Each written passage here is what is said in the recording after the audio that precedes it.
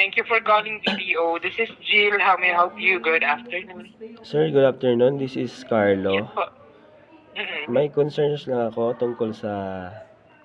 Actually, sir, kaya ako tumawag. Nakailang report na ito. Mm-hmm. Hindi naman kasi ito nagamit, pero yung savings account ko, sir, is nawala sa BDO. Kaya ako Kailan sir nangyari? Ay, may documentation nga last po dito, Friday sir. pa po ito, sir. Actually, nanghihingi naman po ako ng report reference. Wala naman po binibigay sa akin. Kaya may mga emails na rin po ito. Nag-request ako po refund. Mm-hmm. Pero hanggang ngayon wala pa. Almost 1 week na kasi. Okay, sir, for checking po, nung time na tumawag kayo, ginawan kayo ng endorsement ng previous agent namin for the redispute. And it was invalid, sir, or in favor sa inyo yung disposition or yung investigation. So, ibig sabihin, fraud nga po yung nangyari sa account nyo. Noong 25 din, sir, in-endorse na ito kay handling officer for the refund request. Apo. And in favor sa inyo yung investigation. Yes. And tinawagan kayo, sir, or may nakausap pa kayo, sir, ng 25 na officer na rin po. Opo, may tumawag po sa akin, sir. Yung set of deposit, 80 credit sa account nyo po. Yes, sir. Nag-advise naman. Pero hanggang ngayon wala pa. Gano'n ba siya Naibigay niyo katagal? po ba sa kanya, sir, yung savings niyo po? Sir, yun pa rin naman yung savings ko eh. Wala naman siyang hiningi. Sige, sir, itry kita. For this one po, i-follow up natin yung request niyo for the refund since may officer naman kayo nakausap. Opo. Kung wala pa sa inyo, sir, na nare-receive or wala pa kayo nare-receive sa savings niyo po, para ma-check na nila, sir, yung request niyo po. Saan po ako pwede mag-follow up niyan, sir? Kasi medyo tumatagal Dito pa na. rin, sir. So, Sa paano amin pa rin po. ko man?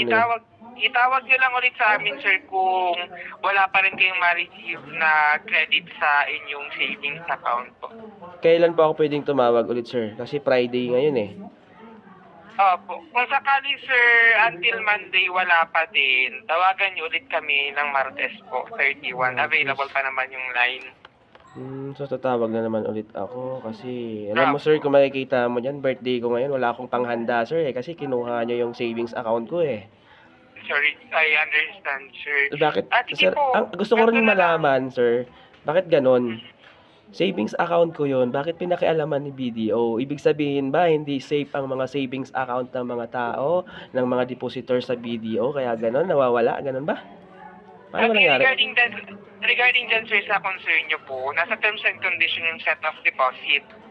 With the Oo. policy ng bank, sir, na without notice, found and authorized si bank na mag-deduct sa savings account ng client once na may unsettled transaction sa credit card. However, in your case, sir, based investigation, this is in favor sa inyo and hindi sabihin, fraudulent yung nangyari, kaya ibabalik sa inyo Oo nga, yung sir. amount na Yun nga, dinedit. sir. In favor nga sa akin, pero ang Authorized tagal naman, nyo sir, naman yung bago nangyari po. ibalik. Kailangan ko na yung pera, sir.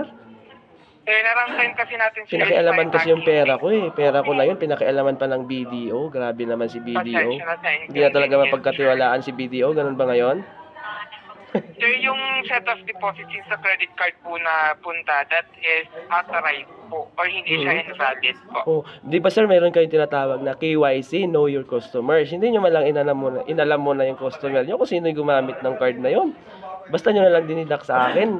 In-inform nyo ako, nadidak nyo na yung pera. Grabe naman kayo, sir. Pasensya na, sir, sa inconvenience. System generated din kasi siya yung nangyayari pong Oo, pero sana, sir, ganun din dapat kung gaano kabilis nyo kinuha yung pera ko, ganun din dapat kabilis nyo ibalik kasi kailangan ko yung pera eh. Ultimo isang order ng spaghetti, wala akong pambili ngayon. Birthday ko ngayon, sir. March 27, sir, birthday ko ngayon, oh. Kahit isang order ng spaghetti, wala akong pambili. Dahil kinuha nyo yung pera ko sa savings account ko, sir. I understand, sir. That's Wala why bang very ano? urgent ko siya. Wala bang ano yun, sir? Ipa-prioritize natin. Wala bang additional na ano yun? Kasi na-stress na ako kakapalo up sa inyo. Na-stress ako kasi nawala yung savings account ko. Wala bang additional na? Wala bang ano yun? Tawag doon yung parang ano ba yun? Pakonsuelo? Kasi parang Sir, wala pong ganong process si bangko po. ayun nga, sir eh. Eh, di sana bilisan nyo rin kung gaano kabilis nyo ninakaw yung pera ko. Ganon din dapat kabilis nyo ibalik. No worries, sir.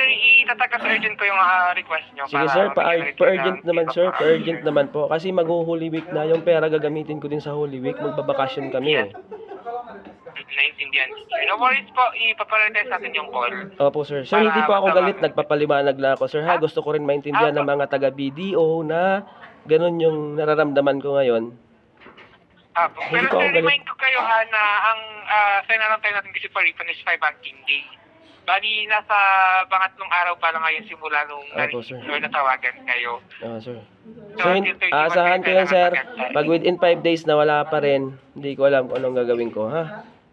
I will take it for that. Nai-stress na ako, Anything sir, else eh. Nai-stress na talaga ako. Sige, sir. Thank you po. Okay, thank you, sir, for calling video. Pasensya na po. Okay, sir. Inconvenience. Happy birthday. Okay, sige, sir.